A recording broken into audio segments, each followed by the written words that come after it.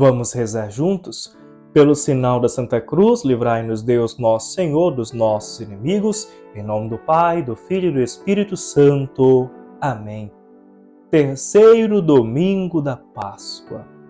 Evangelho, Lucas 24, 35, 48. A primeira leitura é de Atos dos Apóstolos, a segunda é da primeira carta de São João. O trecho do Evangelho encerra-se com as palavras: vós sois as testemunhas de tudo isso. Jesus lhes confiava uma missão difícil, pois os apóstolos viviam ainda escondidos, temendo ser reconhecidos pelas autoridades como discípulos do Nazareno. E eis que agora Jesus lhes pede para sair a público e proclamar que ele ressuscitou dos mortos ao terceiro dia, e pregar a todos os povos a conversão e o perdão, começando exatamente por Jerusalém. Esta missão impossível é aquilo que vemos realizar-se na primeira leitura.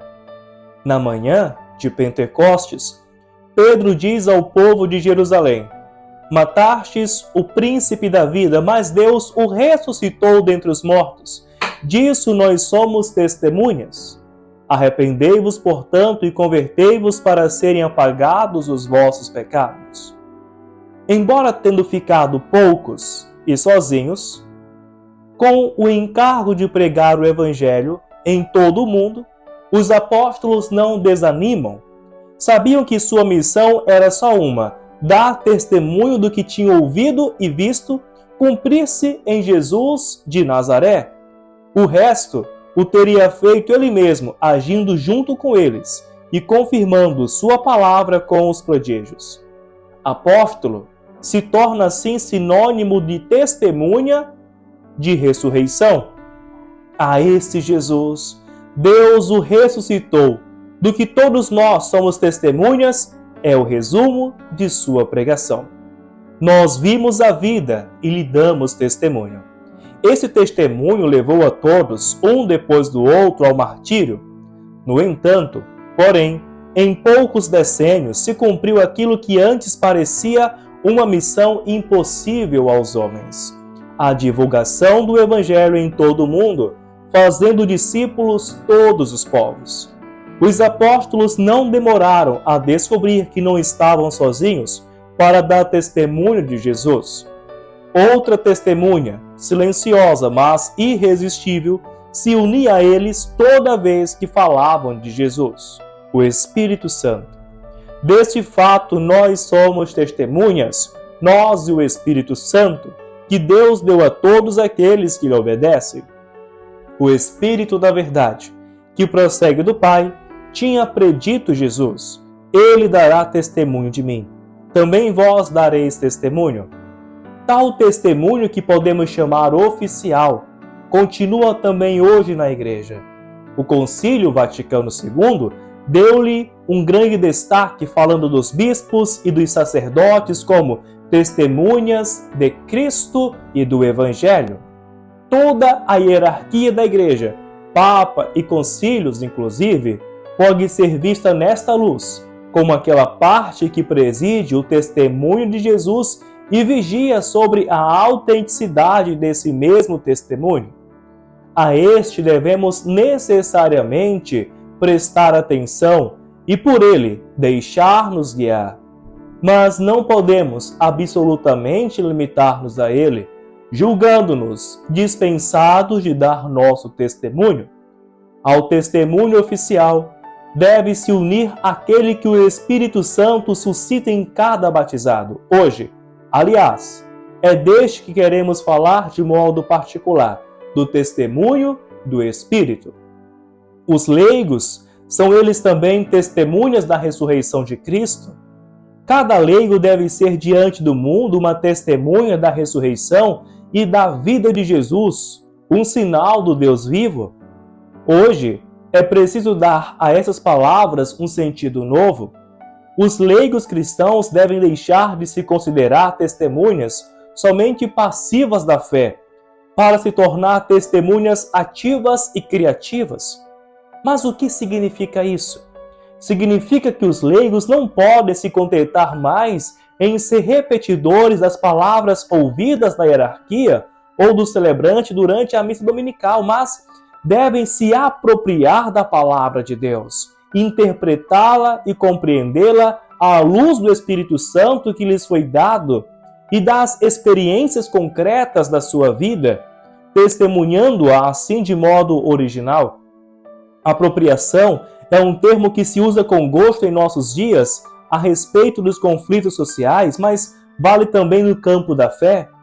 É preciso voltar a possuir aquela palavra que nos foi dada por Cristo no batismo, sob o símbolo de uma pequena chama acesa. É necessário redescobrir o que significa ser povo profético e povo sacerdotal. É um problema de credibilidade e, antes ainda, de honestidade. Não se pode testemunhar honestamente aquilo que se conhece só superficialmente. A testemunha só é digna de crédito quando fala de coisas que viu ou escutou, em outras palavras, daquilo que viveu. Eu posso testemunhar que Cristo ressuscitou e está vivo dentro de mim quando experimento sua presença e sua consolação, quando me dá força para abrir aos outros, perdoar e permanecer na alegria. Então compreendo que ele ressuscitou de verdade e estou em condições de testemunhá-lo aos outros. Todo o resto, por mais que esteja revestido de cultura histórica e de eloquência, não convence. É como o sol pálido do inverno que ilumina, mas não aquece. Também São Paulo, depois de ter examinado todas as aparições do ressuscitado aos apóstolos, às mulheres e aos irmãos, acrescenta sua experiência pessoal como aquela que confirma todas as demais. Apareceu também a mim. Seria preciso descer ao concreto para compreender quando se tem esse testemunho vivo de Jesus e não um testemunho repetitivo e apagado, um exemplo apenas, um testemunho louvável, mas insuficiente. É aquele de uma mãe que nesses dias, na iminência da primeira comunhão, ajuda seu filho a rever o catecismo, a decorar as respostas. Um testemunho muito mais vivo é, por sua vez, o de uma mãe e de um pai que, com seu modo de chamar a atenção e perdoar a seu filho e se perdoar entre eles, tacitamente lhe ensinam a fazer a experiência do perdão de Deus, que partindo o pão para ele sobre a mesa e enchendo com amor seu prato, pouco a pouco, com a ajuda de um mínimo de palavras ou lembrando frases do Evangelho, o levam a compreender o gesto do Pai Celeste que nutre todos os homens e o gesto de Jesus que dá a si mesmo em alimento aos seus amigos. Num congresso internacional de teólogos, um indiano dizia que era assim que tinham entendido o sacramento da penitência e da Eucaristia. Vendo o Pai, que dividia entre nós o minguado pão que havia, deixando a si mesmo por último, compreendi o que significa crer que Cristo nos dá de comer sua carne. Todas as profundas colocações teológicas nos parecem fracas diante desse testemunho. E de resto, não foi assim que o próprio Jesus se comportou com os seus? Multiplicando-lhes o pão, comendo com eles, como se lê no Evangelho de hoje, uma porção de peixe frito, os levou a compreender o seu dom espiritual? A palavra de Deus deve voltar, portanto, a preencher os espaços e os tempos da vida cotidiana. E para que isso aconteça, é necessário que todos os crentes voltem a tomar posse da palavra, familiarizar-se com ela, sentir-se pessoalmente responsáveis e depositários dela nos lugares do viver cotidiano. Não se deve desanimar dizendo: o Evangelho é difícil. O que posso entender eu? Como posso falar sobre ele? Como posso aplicá-lo às circunstâncias, muitas vezes ambíguas, da vida concreta? A essas dificuldades responde, de certa forma, o próprio Evangelho de hoje. Ainda falavam dessas coisas, Jesus apresentou-se no meio deles, abriu-lhes então o Espírito para que compreendessem as Escrituras.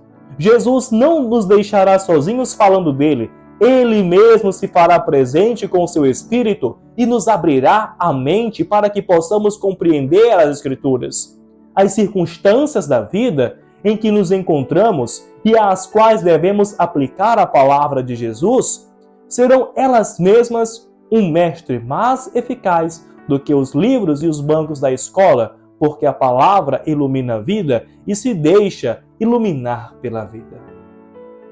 Louvado seja o nosso Senhor Jesus Cristo, para sempre seja louvado, e nossa Mãe Maria Santíssima.